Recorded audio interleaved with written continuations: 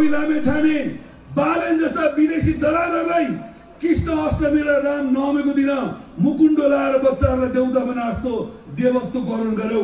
वास्तवमा उनीहरू लुसिफर थिए, उनीहरू राक्षस थिए, उनीहरू दानव थिए। मुकुण्डो लाएर तिमीले देउता बनाएका थियौ। नेकपा एमाले केपी ओलीदेखि हामी सबै पक्ति हामी जनताको हितको पक्षमा थियौं, हामी गरिब पीडितको पक्षमा थियौं।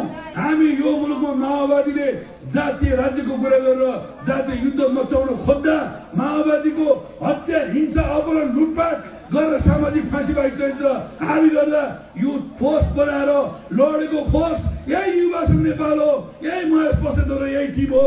र उनीहरूलाई सम्झाउने बुझाउने काम गरेर नेपाललाई लोकतान्त्रिक चरणको एउटा युगमा लैजाने, नेपाललाई सामाजिक सद्भावको युगमा लैजाने नेता राजनेता कमरेड केपी ओली हो। र त्यतिखेर धेरै मान्छेले केपी ओलीलाई प्रश्न गरेका थिए, एमाले र माओवादीको बीचको भिन्नता के हो?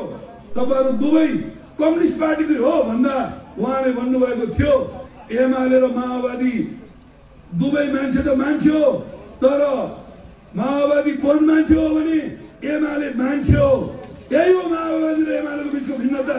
आज एमालेलाई चुनौती दिन वाम मोर्चा नामको एउटा संगठन निर्माण गरेर नेपाली कम्युनिस्ट पार्टी बनाएर हाम्रा भूपू कमरेडहरू जतिलाई जम्मा गरेर एउटा वृद्ध आश्रम प्रचण्डले जम्मा गरिरहेका छन्। मैले अस्ति भने नदीमा दुईटा घाट हुन्छ, एउटा घाटमा स्याल, कुकुर, बिरालो सबै पानी खान आँटेका छन् भने के बुझ्नुपर्छ भने माथिल्लो घाटमा सिंह एक्लै पानी खाइरहेको छ र त्यहाँ पानी खान जाने कसैको हिम्मत छैन। त्यही भएर नेपालको कम्युनिस्ट आन्दोलनको सिंह नेकपा एमाले हो र एमालेको विरुद्ध बिराला, कुखुरा, मुसा, स्याल, छुचुन्डाहरू जम्मा भएर गठबन्धन बनाएर एमालेलाई कसैले चुनौती दिन सक्दैन। प्रचण्डले भनेछन् यो रियल हो, रियल कुद्यो। उनकै नेता सुदन किराँतीले भने यो कुनै रियल होइन, यो बालेनले फोहोर जम्मा गर्ने विवादित बञ्चरे डाँडा हो जहाँ फोहोरका ट्र्याक्टर र ट्याङ्कर बोकेर अगाडि जान्छ। आज प्रचण्ड कम्युनिस्ट आन्दोलनका फोहोरका ट्याङ्कर र ट्र्याक्टर बोकेर बञ्चरे डाँडातर्फ लागेर नेपालमा समाजवाद ल्याउँछु र समाजवादको रेल अगाडि बढाए भन्ने भ्रम पालिरहेका छन्। यो भ्रमबाट नेपालको कम्युनिस्ट आन्दोलनलाई मुक्त गराउन आवश्यक छ। यो आन्दोलनमा सबैभन्दा टार्गेट केपी ओली भए, सबैभन्दा टार्गेट नेकपा एमाले भयो। किनभने एमाले चुच्चे नसा ल्यायो, एमाले नाकाबन्दीको सामना गर्यो, एमाले आफ्नो संविधान आफै बनायो, एमाले आधुनिक कृषि क्रान्तिको कार्यक्रम ल्यायो, कृषिको आधुनिकीकरण, प्रविधिकरण र कृषि मार्फत अनेक अनुदानहरू दिएर इजरायलको प्रविधि थोपे सिंचाई लगायतका अनेक कार्यक्रमहरू ल्याएर कृषिमा मलमा 75% छुट, बिउबिजनमा 7% छुट र असंख्य मेसिनहरूमा औजारहरूमा 50% छुटको कार्यक्रम ल्यायो।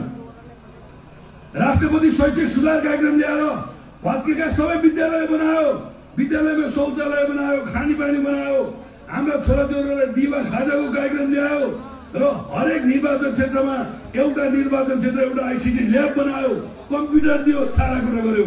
नेकपा एमाले भूकम्पमा भत्केका 7 लाख घर बनायो।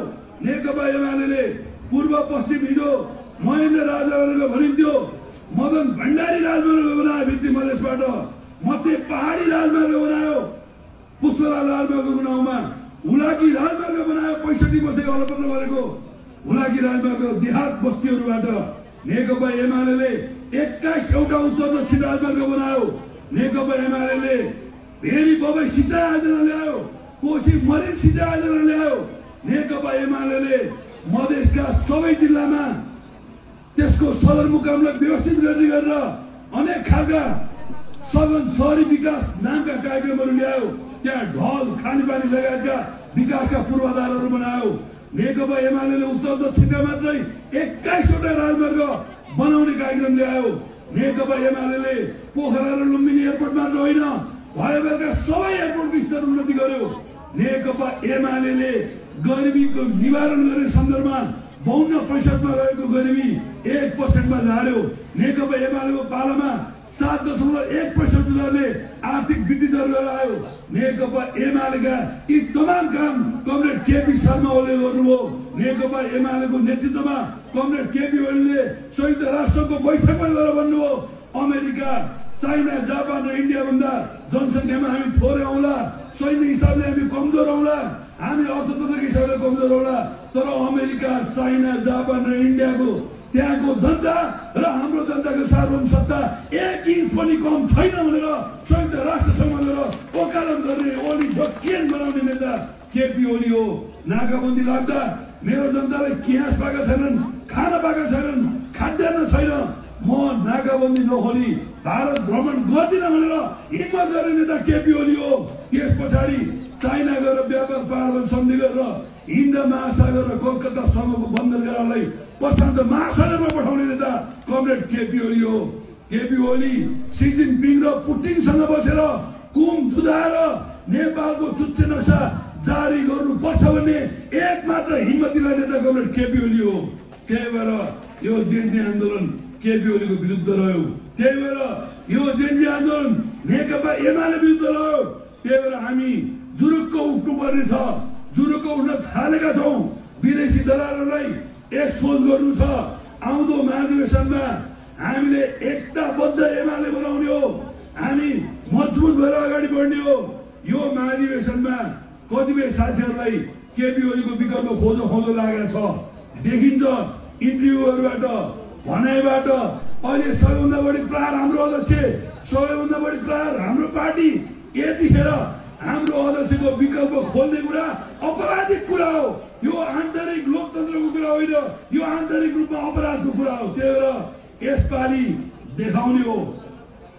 मैले भन्ने गरेको छु, हाम्रा दिदीबहिनीहरूले कहिलेकाहीँ गौर गर्न अथवा नयाँ कपडा किन्नु हो भने यसो टिकटक बनाउनुहुन्छ, देखाकै हो भन्नुहुन्छ। यसपालिको महाधिवेशनमा केपी ओलीलाई अध्यक्ष बनाउने र देखाउने नै हो। अन्तर्राष्ट्रिय साम्राज्यवादी शक्तिहरूलाई र नेपाल भित्रका पनि देशद्रोहीहरूलाई, अपराधीहरूलाई देखाउने नै हो केपी ओलीलाई अध्यक्ष बनाएर। त्यही भएर केपी ओलीको विकल्प खोज्छु भनेर तम्सिनु भएका र अनावश्यक गलत कुतर्क गरेर एमालेलाई अझ नङ्गाउने र कमजोर बनाउने एमालेका नेताहरू संयमित भइदिनुहोस्। कार्यकर्ताको भावना बुझ्नुहोस्, जनताको भावना बुझ्नुहोस्, उद्वेलित नहुनुहोस्। कम्युनिस्ट आन्दोलनलाई म्याराथन दौडको लङ टर्मसम्म सोध्नुहोस्। हिजो भीम रावललाई उपाध्यक्ष खानुहोस् भन्दा जबरजस्ती खानु भएन। हाम्रो गाउँघरतिर एउटा भनाइ छ, दिउँसो तेल लाउनुहोस् भन्दा नलिने अनि राति तेल पेल्ने कोलमा गएर बत्तीमा बेला गएर चाट्ने, यस्तो खालको गतिले कम्युनिस्ट आन्दोलन जाग्दैन।